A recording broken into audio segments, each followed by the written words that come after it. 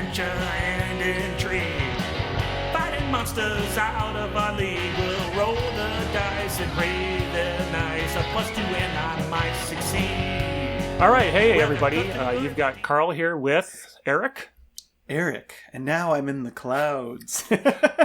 Literally downloaded OBS 2 minutes ago. So he is his technology level has basically shot up infinitely overnight. Yeah, I've leveled up a half of a level. I mean, this is not even a full level. Let's be honest. This is the lighting is not good. Anyways, yeah, Tabletop Tango. Yeah, I'm here. My green screen is downstairs, so this is what you get. So welcome to Tabletop Tango. We're doing an episode tonight that Eric and I were just, we play games together all the time, and so we're just kind of bopping things around, and I started talking about, this whole idea of the social skills compared to people doing role-playing for social skills versus... And then you came and said, hey, there's more to it than that. It's not just the social skills. There's other things there. And so we thought we'd talk about, maybe what we do, what we think about the different ways of handling it. And it's a little more freeform, but... Let's say specifically this is about character ability versus player ability. Yes. And how either GMs or as a player you handle that. Yeah, this is definitely going to be more cash than... More cash than normal. It's going to be cash. Much more cash. All right. So, in our philosophy of deep diving, so let's talk about the scenarios where we're really getting into, and there's two of them. Like I mentioned, there's kind of that social dynamic. I'm interacting with other characters, and if I be eloquent and the game master gets excited about what I'm doing, he may just let me succeed, versus there's another person whose player character is supposed to be really good at these things, but he can't find the words and be as eloquent. And then the second thing is puzzles, which are a big deal, right? The whole puzzle concept of it's all about the player solving it. It's not about the player character solving it. And that one's a slap in the face, like right obvious. Yeah, which is always a big disconnect. So yeah, I think in general we're talking about that disconnect between what your character is good at and what you yourself as a player is good at, and how that either as from the player side or, like we were saying, from the GM side, how what's a good way to assist the GMs. And it definitely manifests, as Carl, as you were saying, either I think the most, and it can manifest in most ways, because let's be honest, like most of us aren't expert at swords, but we know how to basically play the game. But if somebody's not good at maybe the game system itself and not good at combat, they're so. But mainly this is about social encounters, persuasion, deception, whatever, and then like you said, puzzles. These are the main two that come to my mind for sure. So let's talk about that. Where do you stand on the? Going with the peaceful role-playing more, or just, hey, let's just roll the dice and see what happens. And then obviously there's a spectrum, but where do you kind of feel like you lie, and what do you think the strengths or weaknesses of that methodology is? There's definitely a spectrum. I think we should talk, there's similar things, but maybe we should talk about this separately first, maybe just talking about social ones, because that's the big one.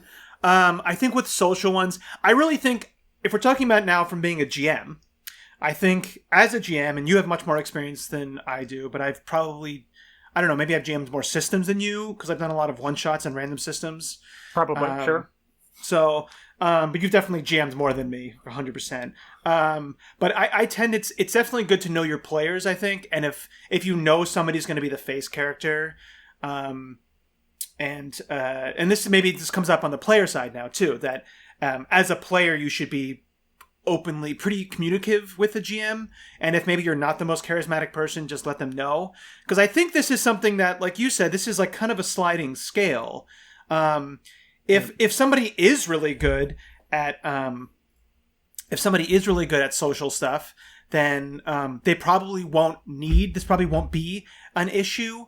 But if they're not, right, then maybe as a GM you have to give them more leeway to just lean in on those roles. So I think that's the first thing, and we've talked about before, Carl, is communication, right? Like if the adult conversation, an adult conversation. If you're taking on a role like this, then if it's something that you as a person, it's kind of a weakness that you're not the quickest with in conversation or persuasion, whatever, then just let the GM know.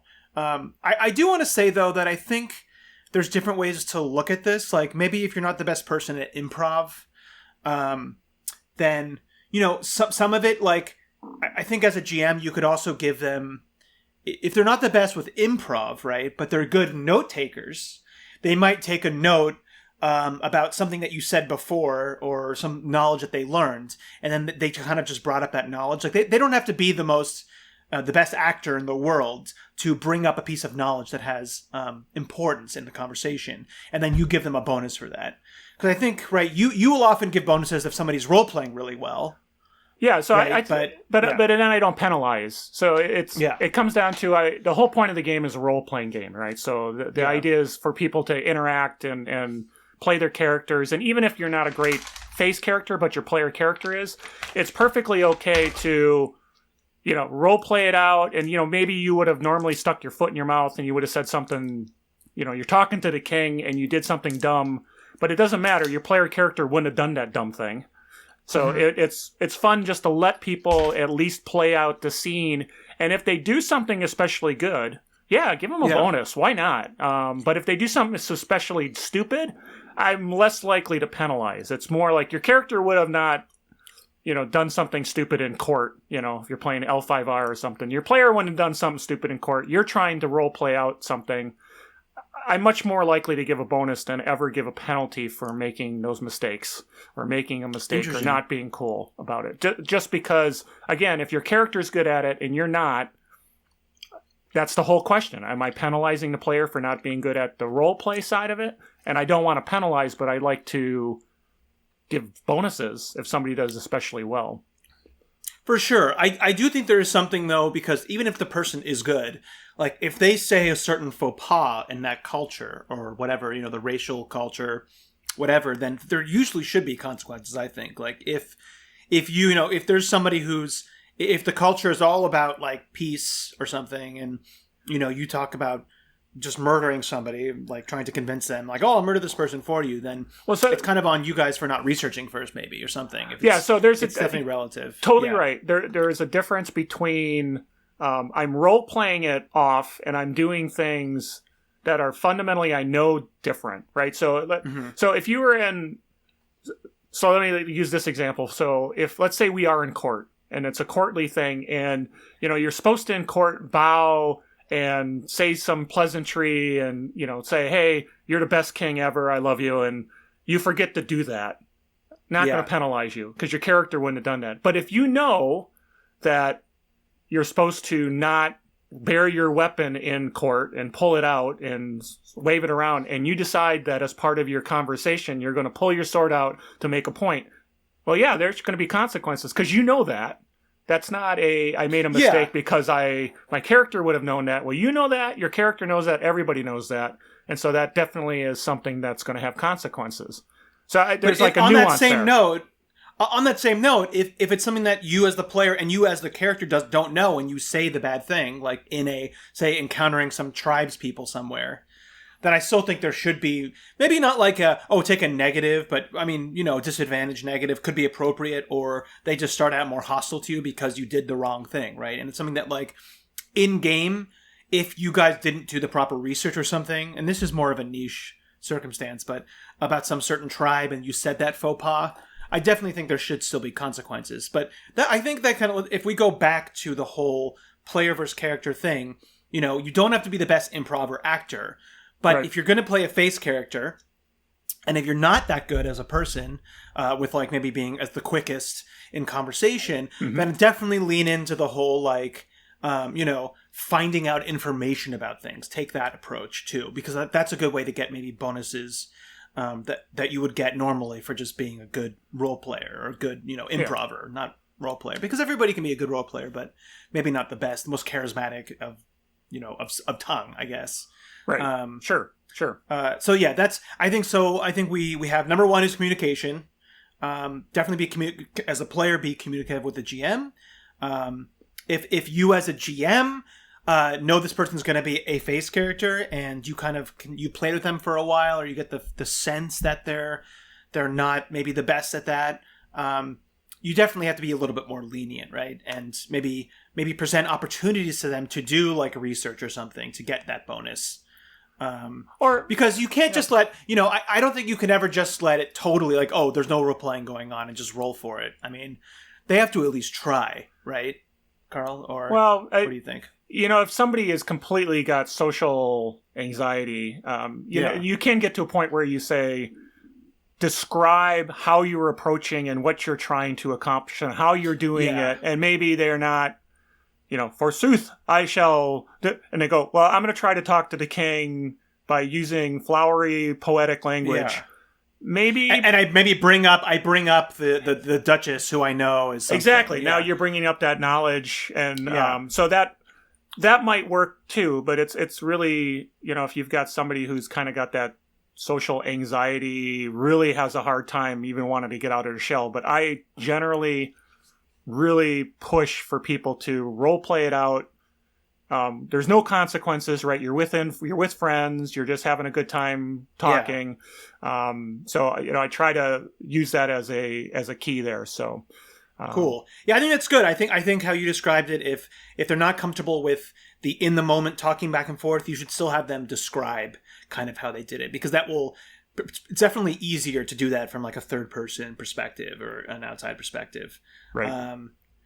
Cool. I mean, anything to add on this? I mean, I think... No, I think... So let's do some takeaways, right? So the takeaway is there's a couple of things that really kind of came out, which is, I think, don't penalize, but give bonuses for good role play, but don't penalize for poor. That doesn't take away from if the character should have knowledge or, does something from a character perspective, you can still have consequences. If they didn't do their research, if they didn't spend the time to do something, right, then you should appropriately, Go on, sorry. Right, no, I think that's key, right? And so just from that point, and then, like you mentioned, being able to leverage that knowledge, if you really aren't comfortable, weaving the tale of, your party's, exploits to the king, but some information that you can play. Yeah, go ahead, allow them to kind of step if they've really got that anxiety about it. But I think what we're coming down to is there's never just roll it out in our kind of campaigns where it's just like, oh, I want to tell the guard something. Okay, just roll it out. Unless it's completely inconsequential. But I'm going to talk to the king and I'm going to say something. Let me just roll. We never do that. We're usually somewhere in the spectrum of role play it out and then let's see how the dice fall. I don't know if I'd ever, I probably would. If somebody really did a heck of a job role-playing it out, and maybe I would say, let's not even bother rolling the dice. She did such a good job. But I don't think that happens very often, to be honest. So, yeah. Cool. I mean, I think that was a good coverage of that. And that, I think that tends to be what people more kind of go to. And I definitely think that more people should stretch themselves as far as being the face. And like we said, you don't always have to be the best improver, but you can still try to be the face and like, use just describe how you're doing it. Right. So to get involved and maybe to stretch yourself, I think that is a good way to go. Cool. Let's move on to the next one. Puzzles. Love them or hate them. I think people really, really, really go on either end of this. This is definitely a breaking point, I think, for people. GMs love to throw in puzzles. I love to do some puzzles. I've put puzzles in games before. It is very difficult when, people aren't getting it. Or you think it's too easy. It's definitely hard to balance. Now, these are, when we say puzzles, what do we mean? We mean stuff like, physical puzzles, or where maybe they have to go over where traps are. They have to figure out something to not hit a trap. Riddles. I mean, riddles are a classic example, right? Or some type of exploration puzzle to open a door, to push stuff in certain ways, or they have to paint the murals. Yeah. And riddles are the big ones. So for me as a player, I have, every single time I've had a puzzle or a riddle, the GM has never considered the, because I don't think we've done many puzzles or riddles. I don't do, I'm not a big puzzle or riddle kind of person. If there's a puzzle and it's something that has to be solved, there's usually a clue, and the clue leads you to the thoughts, and then we're going to do some rolling based on again, how you're approaching it. But I don't do a lot of, yeah, here's a puzzle, and then figure out the puzzle, and you're on your own. How does it work? Solve the Rubik's Cube. And so that's what I'm saying. Every time I've done it, the GM has almost completely relied on the players and not the characters. And I always found that strange, I guess. I mean, I understand there's the fun of it, and it's a different... Like, I do like riddles and puzzles in the game. It is a good way to spice it up. I think it's good to do them in moderation, extreme moderation. Because it is a way to spice up, and we're, as Savage Worlds players and GMs, mainly, like, Savage Worlds is all about spicing up just the normal, having different systems to kind of mix it up. But with puzzles, I've never had the GM consider the character abilities or knowledge, which I think is bad. I think it's very bad to fully rely on people, the players' ability to figure out a puzzle, and then it just often doesn't make sense. Like, maybe I'm the intelligent wizard, and then the dumb barbarian who in real life is good at riddles, figures it out. It just never makes sense. And that's the fundamental, right? That's where we talk about old school gaming, where it was player knowledge versus character knowledge. And, you thinking about carrying a 10-foot pole and poking on the floor is on you, the player. It's not, my player character knows what they're doing. They've done this before. And puzzles are the same thing, I think. It's the player character knows, especially if it's a puzzle that's based on the campaign, you need to know that the moons of the world are 3 moons, and they come together at certain equinoxes and blah blah, and that's what solves the puzzle, and you're a very clever game master for coming up with that. Your players would know that and might make that leap, where you as a player is like, that's just some note that I took in a notebook a long time ago and doesn't really matter. So there's definitely I think a false assumption, and this is something that we might do an episode on this for GMs, where things to you are so obvious because you're the one making it. And so I think there's definitely a fallacy that it's very easy to fall into, or a pitfall, I guess, as a GM, where you can think, oh, the solution is so obvious because I put it here before. Yeah. But the players are just in a totally different perspective, coming at this from a completely different perspective, and thinking about totally something else, and it's always the way that you think of something is not going to be the same that other people think about something. And I see this problem a lot too, honestly, but from both sides, from me GMing and also from me as a player. I mean, if you've ever GM'd and had like a little, I don't know, throwaway line or something that you threw in, and the players decided that was the most important thing, and they were going to use that to solve the world's ills, and it was just a throwaway thing, that the players don't think like you do, right? They're not going to have that same thought process. Plus, puzzles can be hard. And so you've got this super hard puzzle. Yeah, puzzles can be hard on top of it. Yeah. I may not be able to solve it at all. So you're going to take the whole adventure and just grind it to a halt, or at some point you're going to say, well, let's talk about solutions then, because okay, go ahead. Yeah. Personally, I think a good solution is that if you have somebody who, let's be honest here, intelligence, I guess, or wisdom, if you have somebody with high mental stats, or somebody that is like a scribe or background, I mean, really depends on what system you're playing. But if you have a character that would be good at this, PM them a hint, like private message them a hint, give them a leg up as a person. Don't tell them to solve, but give them maybe a hint that you don't tell the other people, or tell them as a group because that person knows it. But definitely give them something. I think if somebody's built their character where they would be good at this type of thing. And then you can also bring this up to the players beforehand. Be like, how do you guys want to play this? You guys just want to try this as players? Do you want me to maybe give the whatever smart person, the smart character, a hint? Again, this goes back to communication, but I think that's a good way to kind of bridge that gap of still making it exciting for people, but letting the character who should be good at this like have a leg up in some way. So that is a really good point. There actually was a book. A hint book for old video games that used the approach that you could start by looking at one clue, and it would be kind of more of a nebulous clue, and that might help you through the section of the game. But then if you wanted to, you could look at the next clue, which was a little more specific and gave you a little more information. And in the end, you could do the third clue, which practically gave it away, and then you'd be able to get past the level or whatever you're doing. What you're suggesting is kind of that same thing. If you have a puzzle, and within that puzzle there's kind of layers of clues that get people along the way. Your super smart character could roll for a clue or something along those lines and at least make some progress. Obviously, if you come up with a solution, I guess you don't want to penalize the players for being clever, but if they're stuck, here's a way to feed a little bit that plays into the player characters being smart or dumb or what have you. So that's a good idea. Have them roll. Yeah. Set a variable DC, and then if they rolled really well, give them a better clue. I do think that is a good way to bring in the roll. Yeah, they definitely should roll too. Yeah, so that is a good way to just kind of bring it into. Maybe the game I should put some puzzles in my games and use that. But again, I don't do puzzles. I do clues, I do mysteries, but I don't do puzzles. So and that is just definitely different when we're talking about narrative mysteries versus specifically exploration puzzles, riddles, or whatever some type of word puzzle of any type. So you should always. And it's kind of the reverse of the social, where depending on people play, they might get a bonus. Where here we're saying have them roll first, and then give them a bonus, like to think about the answer. So it's kind of the other way of thinking about it. But I was either way, you should incorporate. And don't go breaking the fourth wall too much. I played a game at Gen Con, and literally it was a puzzle. They'd hand me the puzzle.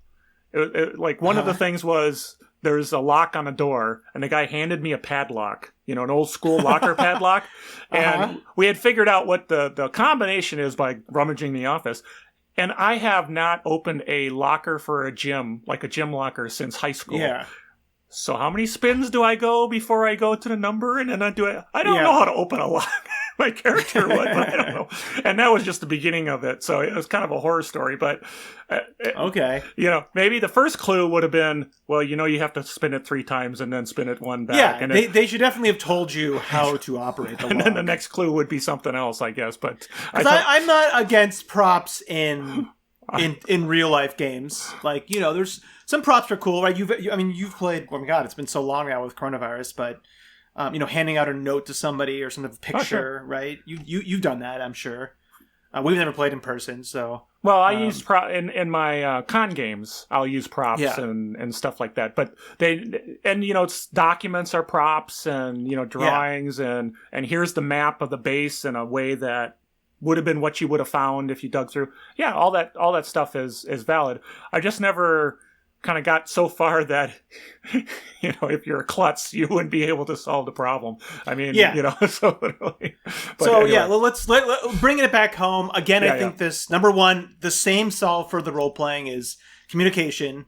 I think as a GM, if you know a puzzle's coming up, bring it up to the players. Say, do you guys want to just completely try to solve this on your own, or we can do kind of a rolling and get a hint, or maybe if you're struggling, we can roll. Just definitely be communicative about it, because some people really hate riddles and puzzles. Some people like them, and there's some people in between. So it's good to know. This might be a session 0 kind of conversation. I mean, it's not something I would typically think, but if this is really puzzles, if you think this is going to be the kind of thing, and some players hate them, some players like, you might want to have that as part of session 0. Say, here's the flavor of the game, and it's much more old school, where player knowledge is going to be much more important than character knowledge, and the puzzles are going to have to be solved by you, or the riddles of the Sphinx. That's your problem, right? So, okay, but at least we talked about it. It wasn't just thrown at us. So, number 1, communication. Number 2, you can still roll, and then give the people hints. If they're don't let the barbarian roll, maybe, if he's just a dumbass.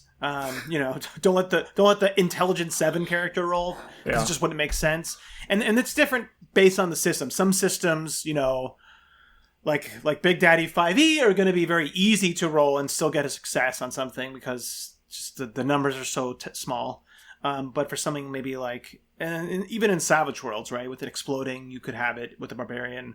So either give it to the people who are the characters who are built that way, and then give it to the dumbass if, say, they have some type of reason, like in their background, maybe they grew up in a bard's college and listened to riddles, myths, or there was some type of whatever the kind of the murals they were looking at has to do with the history that they were involved in or something. So if there's a reason for their character to have an advantage, either because of their intelligence or because of their background, then let them roll for it. But I don't think you should just let everybody roll for it to give them a hint.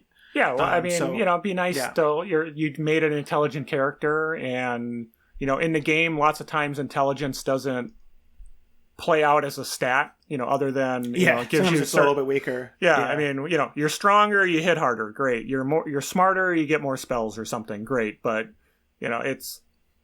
it may be something that's the wizard. He's smart. He went to college. The wizard's college. He's got all the Arcana books.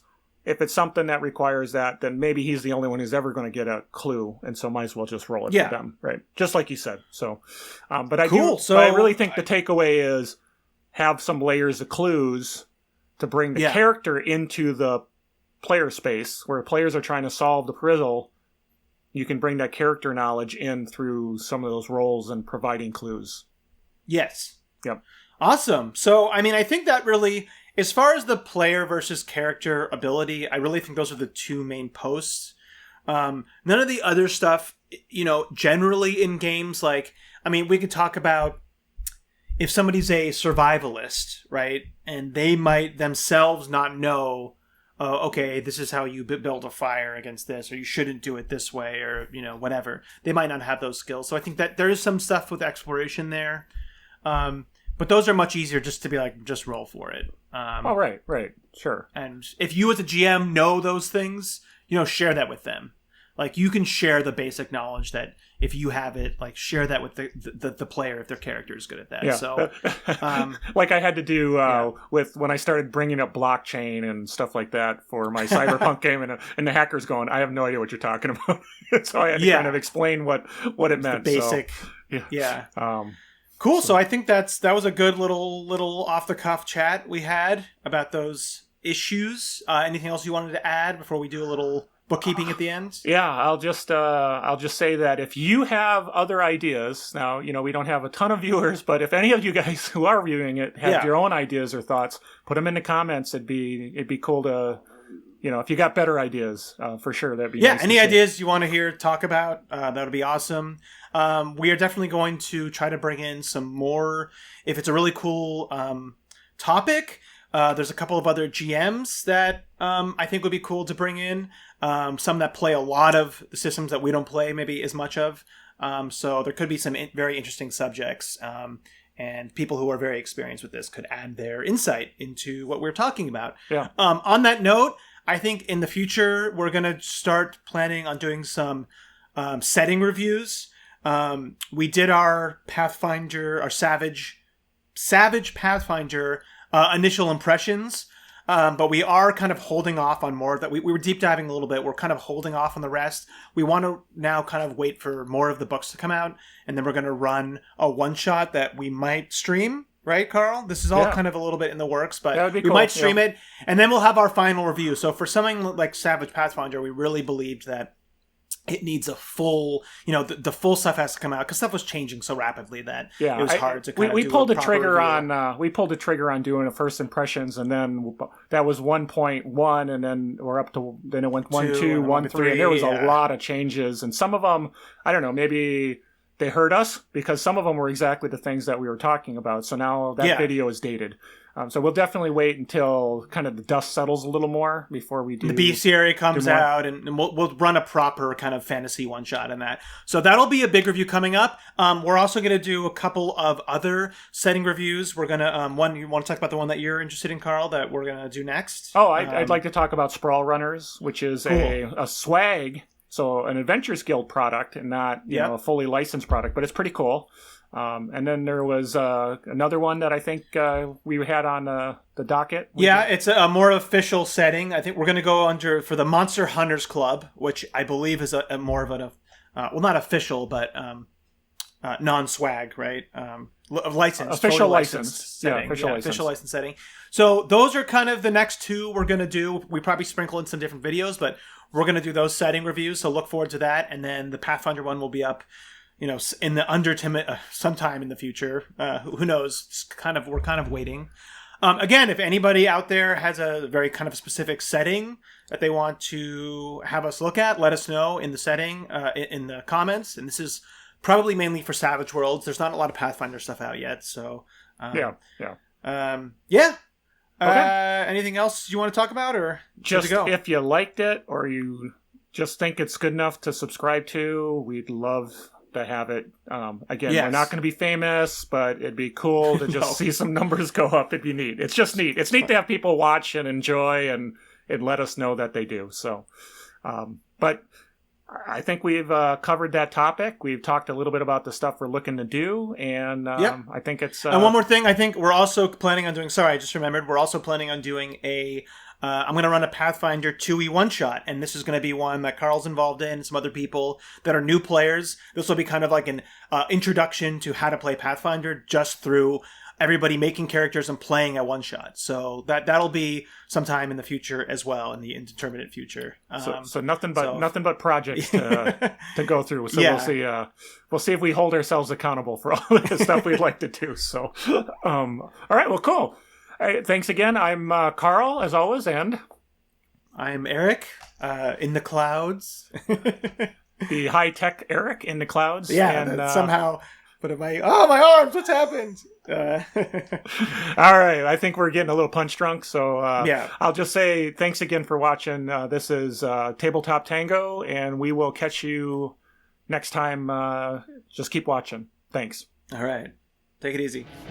Adventure and intrigue.